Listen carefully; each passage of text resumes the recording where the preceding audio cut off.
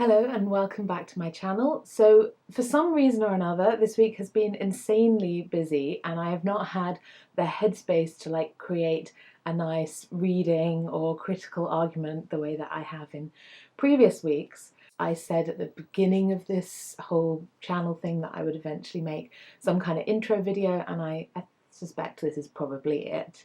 So when I make a new friend, the first time I go to their house, I always look at their bookshelves and their film collections and their music collections to kind of see what we have in common, where are the connections, where are the overlaps, where can we discuss something that we're both interested in. I thought a good way to do this for a video might be if we did a kind of desert island texts, and I tell you some stories about how these texts have come into my life and maybe other tangential stories about my life as a way for you first to get to know me a little bit better, in case anyone who doesn't already know me ever watches these videos, and also to sort of model a way that you could read someone's life through the art that they love and consume. So there are no big spoilers this week, although I am going to use clips and readings, so you'll get little tastes, but I don't think I'm going to ruin any narratives. So yeah, you can decide where you fall on that spectrum of being concerned about spoilers. So let's get started. I'd like to start with a conversation that my mum and I have quite often. We're both teachers, so we're often talking about students and about children, about development. And one of the things that we talk about a lot is sleep. And this comes up in a kind of funny conversation because getting children to sleep is something that a lot of people seem to struggle with. This whole idea of when your child first sleeps through the night being a wonderful moment. And this is a struggle that my mother does not understand. And she chalks it up to this. When we were growing up, my brother and I loved bedtime. We had a whole ritual around it. We would have warm milk and we had this wicker chair, and my mum would sit in the wicker chair and we would be in our beds and she would read us stories. And we loved that time of day so much that we sometimes would ask her, is it time to go to bed?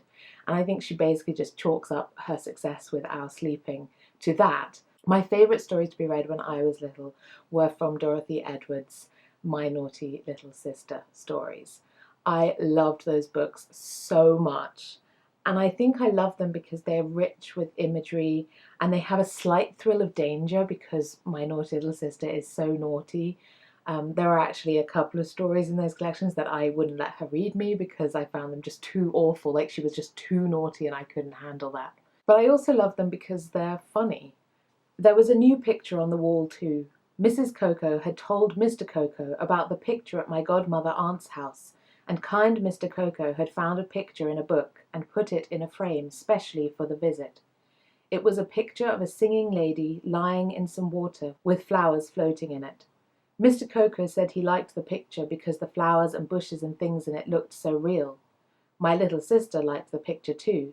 She said she liked it because the naughty lady hadn't taken her dress off and she was wet as wet. She liked to have a picture of a naughty, wet lady to look at, she said.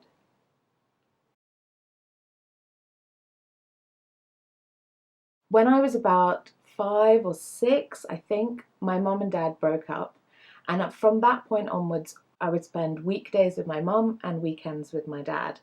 And my dad would record films from the television that had been on during the week, and he'd record them onto VHS tapes, and then my brother and I would watch them on Saturday mornings. So he would select films that were on during the week that he thought that we would particularly like.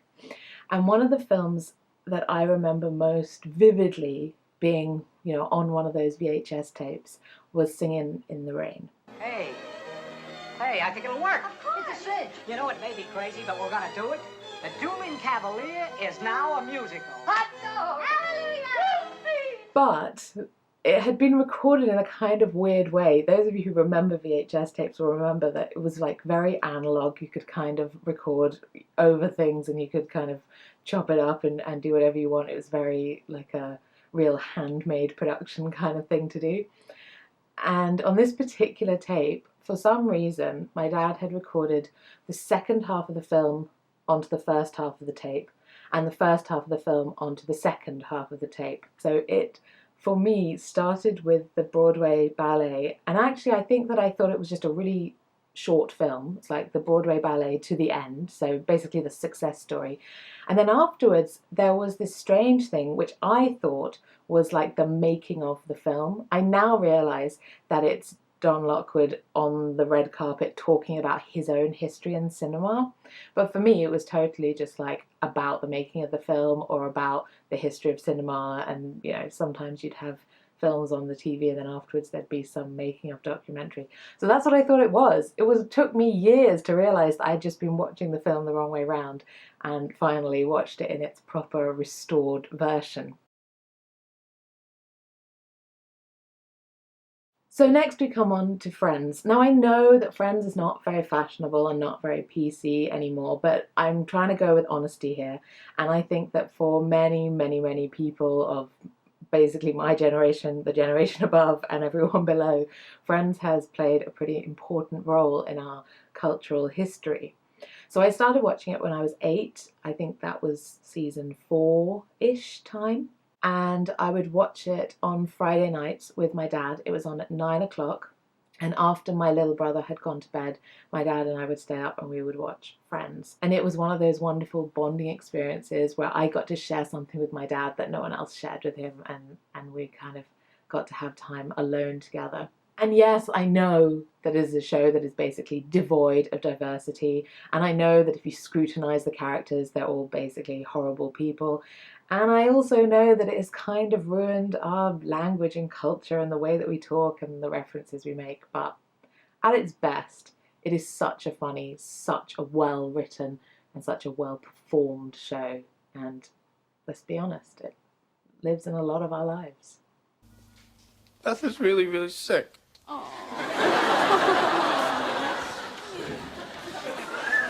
Joe's there, but I don't think there's anything she could do. Joey, Yeah. you want to put the book in the freezer? Okay. Okay.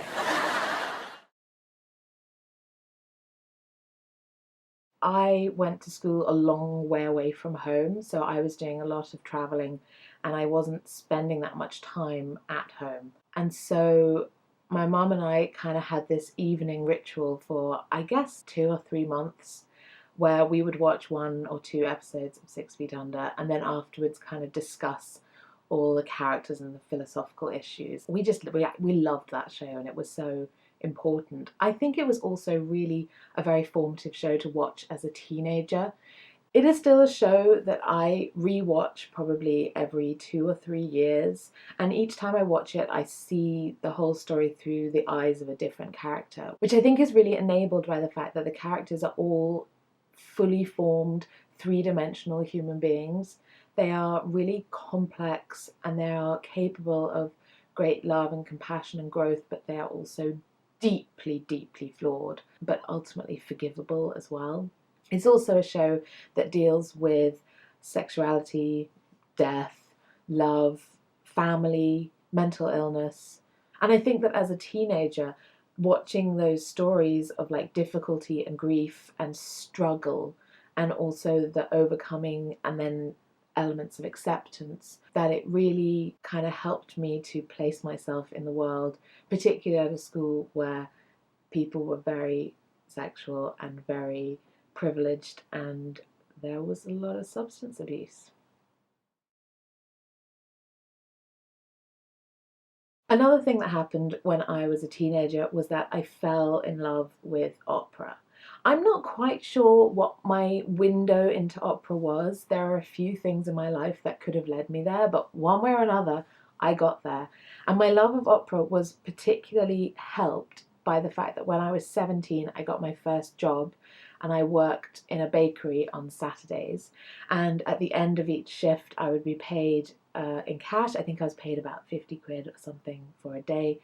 And I would then take that money and buy opera tickets. I started by going to see the classic things, so La Traviata or Le Nozze di Figaro, but I very quickly became bored with those stories. Sorry, Mozart and Verdi, your music's beautiful.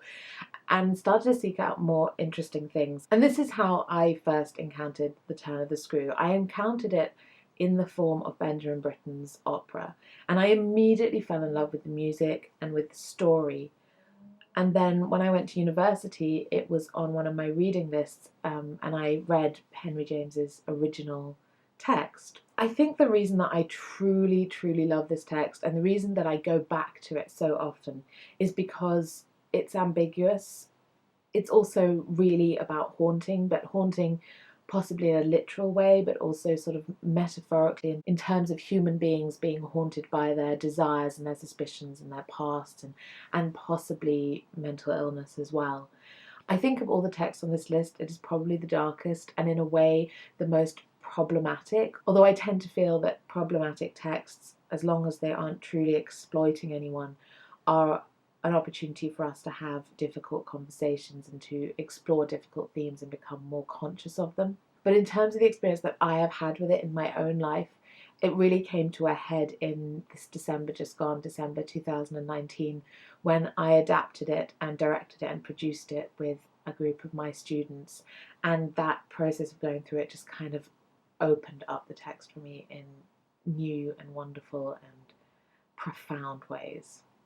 I was a little late on the scene of his arrival, and I felt, as he stood wistfully looking out for me before the door of the inn at which the coach had put him down, that I had seen him on the instant, without and within, in the great glow of freshness, the same positive fragrance of purity in which I had for the first moment seen his little sister.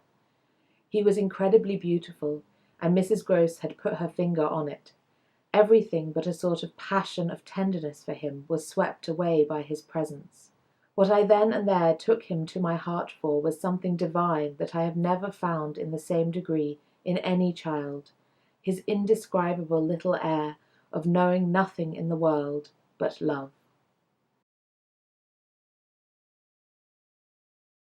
Throughout my time in high school, I was really, really in love with theatre, and particularly in making theatre. So every opportunity that I got in high school to be in a play, to be part of a play, I took it. Until the school started to do Gilbert and Sullivan, and then I lost interest because I really don't have time for Gilbert and Sullivan. Sorry. But before that, I was totally involved in all of the theatre. I really, really loved acting, although now, looking back at it as a director, I don't think I was particularly good. I don't think I was awful, but I don't think I had that special je ne sais quoi that I sometimes get to see in my students. Also, I was never like the prettiest or slightest girl in my class, and so I was like never cast in those leading roles. I have big questions about the way that casting was done at my school, but that's a conversation for another day. So I like basically spent 4 years playing old women and greedy men. I mean, so many horrible greedy men that I would just never cast my students as now. I don't really know what was going on there. So the summer I graduated, while most of my classmates were off travelling and like preparing themselves for university, my friends and I put on a production of Arthur Miller's The Crucible. I think we chose this play because of its dark themes and its political insight. I think we really liked the idea of getting to grips with something that was tragic and dark. Looking back on it, it now seems like quite a strange choice for a summer production, but we totally sunk our teeth into it. Also, you know, my friends and I were, again, not being cast very well at school, and this play offered us an opportunity, particularly for us girls, to play some really meaty, wonderful roles. So I insisted on playing Elizabeth Proctor. I think I read the play before we did it and realised that she is kind of the largest female role, and or she got like the best dramatic moments, so I think I pulled some strings there to get that role. Although I think everyone was pretty happy with their roles, so I don't feel terrible about that. But doing this production was not only an opportunity to play a really wonderful character and also to play that character opposite my best friends, but it was also an opportunity for me to learn how to direct. My friend Emma directed that production, and I think watching her working with this text and finding the strands, the threads, figuring out how to block it, how to bring out performances and how to make the production hold together, I really learned a huge amount from her. It took me a long time to learn how to apply it, but whatever intuition she had at that age doing that, I was so inspired by what she did. And it has really become one of the most important things that I've ever done because it has influenced what I've done since so much. I was sort of introduced to T.S. Eliot by my brother. I don't know if he knows this, but he studied some Eliot poetry in high school, and it was listening to him talk about it and be inspired and sort of awestruck by it that really piqued my interest. When The Wasteland appeared on my university reading list, I was ready to dive in.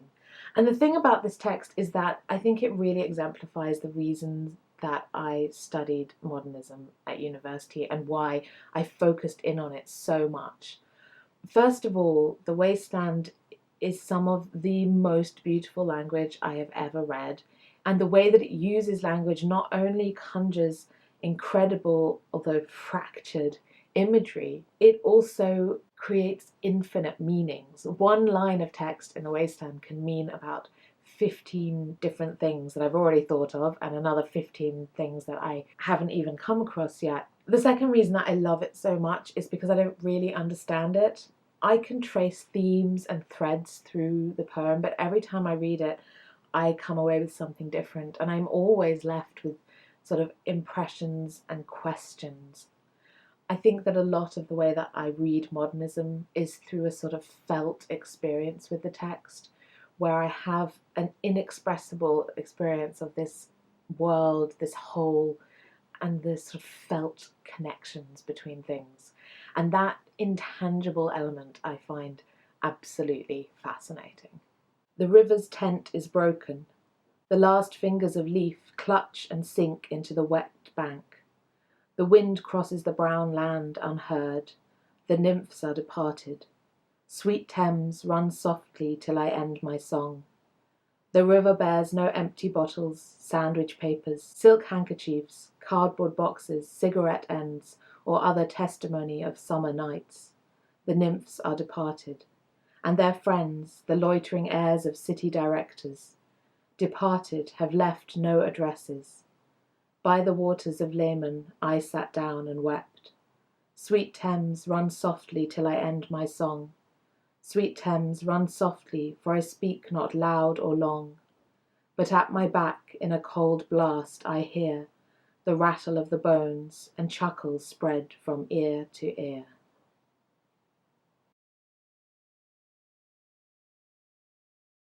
I think from the rest of this video you have probably gleaned that I'm a pretty regular theatre goer. Because time and money are limited, I tend to buy tickets for things that I know something about. So usually I'll be led by a writer or a director, and very occasionally by an actor. But every now and then I throw caution to the wind and I buy tickets out of curiosity. Tickets for something that I have basically only seen the promotional material for, and that has piqued my interest. Which is how I found myself in the summer of 2017 at a 2-play day at the National Theatre watching Tony Kushner's Angels in America. I really cannot emphasize enough how profound an effect this piece of work has had on my life, on me, on how I think about the world.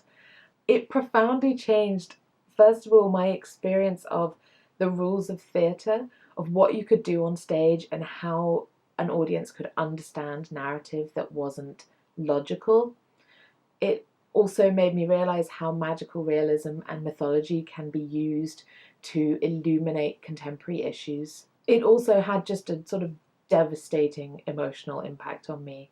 The whole play, it's actually 2 plays, and the whole piece, when you see it together, has a running time of about 7.5 hours, and I saw it, I think, the whole thing 6 times. And after every single performance, I felt kind of bereft, because I felt this terrible fear that this would be the last time that I got to spend time with these characters and with this particular production that was at the National Theatre in 2017, which of course I have now had to say goodbye to because it's disappeared and gone, and such is life.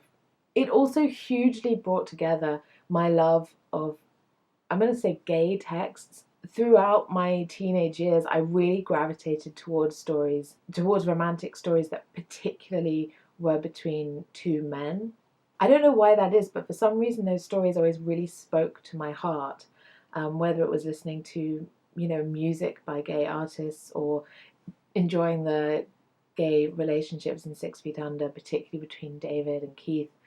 But this play kind of brought all of those elements, all of those texts together into one piece where I really found just this wonderful spectrum of those kinds of relationships, and also obviously in relation to the AIDS crisis.